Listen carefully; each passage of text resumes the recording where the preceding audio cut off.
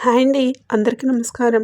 బ్రహ్మం గారి కాలజ్ఞానం ప్రకారం శ్రీ పరాభావ నామ సంవత్సరం ఉగాది నుండి జరిగేది ఇదే.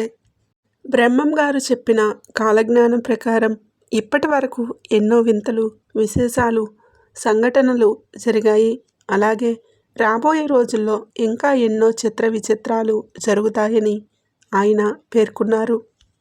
ఏ సంవత్సరంలో ఏం జరుగుతుంది, ఏ నెలలో ఏం జరుగుతుంది అనే విషయాలు చాలా వివరంగా చెప్పారు.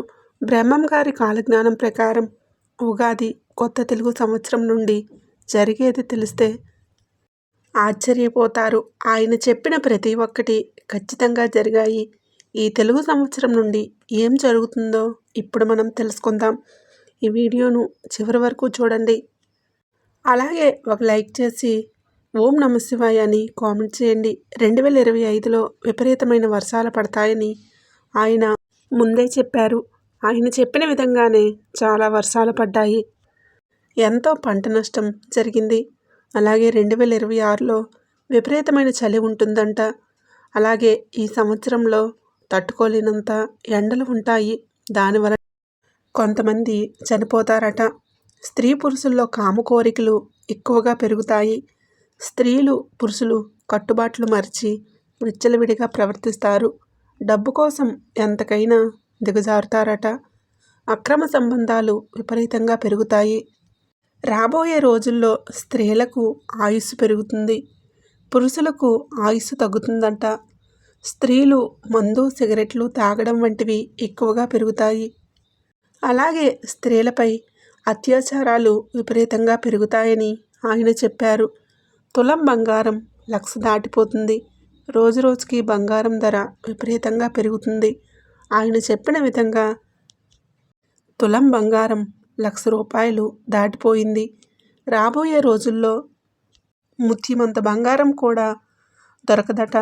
బంగారం కోసం ఒకరినొకరు చంపుకుంటారు. ఈ 2026లో కరోనా లాంటి ఒక కొత్త రోగం వస్తుందంట. అది తాకిన వారి శరీరం పైన బొబ్బలు లేచి మరణిస్తారు. అలాగే ఆకాశంలో ఒక వింత నక్షత్రం కనిపిస్తుందంట. అది చూసిన వారికి అనారోగ్య సమస్యలు ఏర్పడతాయి. నాటికి సగం జనాభా తగ్గిపోతుందంట. అలాగే తిరుపతికి వెళ్ళే దారులన్నీ మూసుకుపోతాయి. తిరుమల సంపాదనను 6 మంది దొంగలు దోచుకుంటారట. దానివలన వెంకటేశ్వరుని కుడిభుజం కదులుతుంది. శ్రీశైలం మల్లన్న స్వామి భక్తులతో మాట్లాడతాడట. రాబోయే రోజుల్లో కొన్ని ఆలయాలు పూజలు లేక మూతపడతాయి. అలాగే ప్రజల్లో భక్తి తగ్గిపోతుందంట. దేవుడిపైన నమ్మకాన్ని కోల్పోతారు. ఎన్నో పాపాలు చేస్తారు. వావి వరుసలు లేక విచ్చలవిడిగా ప్రవర్తిస్తారు. రాబోయే రోజుల్లో విపరీతమైన పంట నష్టాలు జరుగుతాయట. తినడానికి తిండి కూడా సరిగ్గా దొరకదు. దానివలన కొంతమంది చనిపోతారట. రాబోయే రోజుల్లో మనుషుల మీద చేతబడులు ఎక్కువగా పెరుగుతాయట. తనకు ఇష్టమైన వారిని వశపరుచుకుంటారంట. దానివలన ఎంతోమంది చనిపోతారని ఆయన చెప్పారు. రాబోయే రోజుల్లో స్త్రీలు పెండ్లి కాకముందే గర్భవతులు అవుతారంట. పుణ్యాత్ములు తగ్గిపోతారు, పాపాత్ములు ఎక్కువగా పెరుగుతారు. ఈ కలియుగం అంతమయ్యే సమయంలో పుణ్యాత్ములు మాత్రమే ఉంటారట. అన్ని రకాల పండ్లు, కూరగాయలు రసాయనాలతో కల్తీ అవుతాయి. అన్ని వస్తువుల్లో విపరీతమైన కల్తీ జరుగుతుంది. అలాగే విపరీతమైన ధరలు పెరుగుతాయి. నీచుల ఇల్లు సిరి సంపదలతో కలకలలాడుతుంది. మంచివారి ఇల్లు పేదరికంతో నిండిపోతుందంట. ఆయన చెప్పిన విధంగానే ఇప్పుడు అలాగే జరుగుతుంది. మంచివారి మాటలు ఎవరూ నమ్మరు. చెడ్డవారి మాటలు అందరూ నమ్ముతారు. ఈ రోజుల్లో మంచివారికి న్యాయం లేదు, చెడ్డవారికి న్యాయం ఉంది. భార్యాభర్తల మధ్య గొడవలు జరుగుతాయి. తండ్రి కొడుకుల మధ్య గొడవలు జరుగుతాయి. అన్నదమ్ముల మధ్య గొడవలు జరుగుతాయి. ఒకరినొకరు కొట్టుకుంటారు. మతం, కులం అనే భేదం లేకుండా పెళ్ళిళ్ళు జరుగుతాయి. డబ్బున్న వారికే విలువ ఉంటుంది. నోటి మాటకు విలువ లేకుండా పోతుంది. కలియుగం 50 సంవత్సరాలు అయిపోయిన తర్వాత కాశీలో గంగ ఎండిపోతుంది. 15 రోజులు చుక్క నీరు కూడా దొరకదు. 16వ రోజున పెద్ద వరదలు వస్తాయట. అలాగే రాబోయే రోజుల్లో గుండె జబ్బులతో చాలామంది చనిపోతారట. తెల్లకాకులు వచ్చి ఊరు చివరన ఏడ్చి మరణిస్తాయి. అది చూసిన వారు పిచ్చివారవుతారట. వారికి మాటలు రావట. వేప చెట్టుకు మామిడికాయలు కాస్తాయి. చింత చెట్టుకు మల్లెపూలు పూస్తాయి. పంది కడుపులో ఏనుగు పుడుతుంది. సముద్రంలో ఉన్న ప్రాణులన్నీ బయటికి వచ్చి చనిపోతాయట.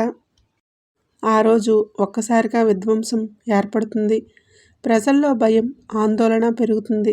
దానివలన భూకంపం వచ్చే అవకాశం ఉంటుంది. ప్రజలు అతి తిండి, అతి నిద్ర వలన అనేక రోగాలతో బాధపడతారు. దొంగ స్వాములు ఎక్కువవుతారు. ప్రజల ధనం దోచుకుంటారు. ఈ ప్రపంచం మొత్తం రాను రాను అనాథ పిల్లలతో నిండిపోతుంది. మనిషి కామానికి అద్దు అదుపు ఉండదు.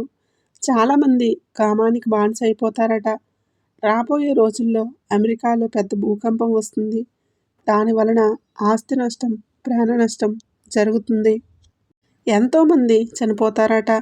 అలాగే రాబోయే రోజుల్లో సూర్యకాంతి భూమిపైన ఎక్కువగా పడుతుంది. దాని వలన చాలామంది మరణిస్తారు. భూమి లోపల నుండి విచిత్రమైన జీవులు బయటకు వస్తాయి. ఆకాశంలో విచిత్రమైన కొన్ని నక్షత్రాలు ఏర్పడతాయి. అవి రంగురంగుల కాంతులతో మెరుస్తాయి. అప్పుడే ఈ వింత సంఘటన జరుగుతుంది. రాబోయే రోజుల్లో అమావాస్య రోజు నిండు చందమామ కనిపిస్తుందంట.